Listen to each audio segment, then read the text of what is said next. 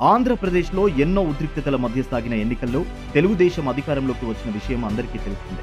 జగన్పై వ్యతిరేకత, పవన్ సినీ గ్లామర్ కూటమికి ప్లస్ అయ్యాయి. వీటితో పాటు ముఖ్యంగా కాపు సామాజిక ఓట్లు కూటమిని అధికారంలోకి రావడానికి ఎంతగానో ఉపయోగపడ్డాయి. కాపులు బ్రాండ్ గా చెప్పుకునే వంగవీటి రంగా గారి అబ్బాయి వంగవీటి రాధా పేరు ఇప్పుడు తెరపైకి వస్తుంది. కాపులందరినీ ఏకం చేయడంలో ముఖ్య పాత్ర పోషించాడని టీడీపీ సర్కిల్లో టాక్ నడుస్తుంది.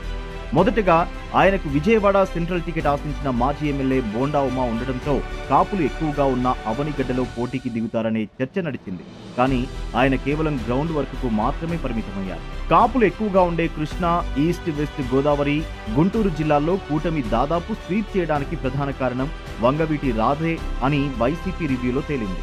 కౌంటింగ్ నడుస్తున్న సమయంలోనే చంద్రబాబు తన నివాసానికి పిలిపించుకుని రాధాతో మాట్లాడడం అన్ని టీవీల్లో మనం అందరం చూసాం.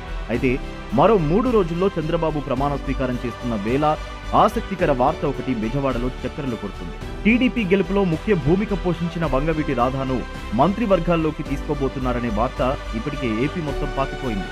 రంగా గారి అబ్బాయిగా ఆయనకున్న ఫాలోయింగ్, ఒక వర్గం ఆయనకు ఉన్న పట్టును దృష్టిలో ఉంచుకుని చంద్రబాబు ఈ నిర్ణయం తీసుకున్నట్టు సమాచారం.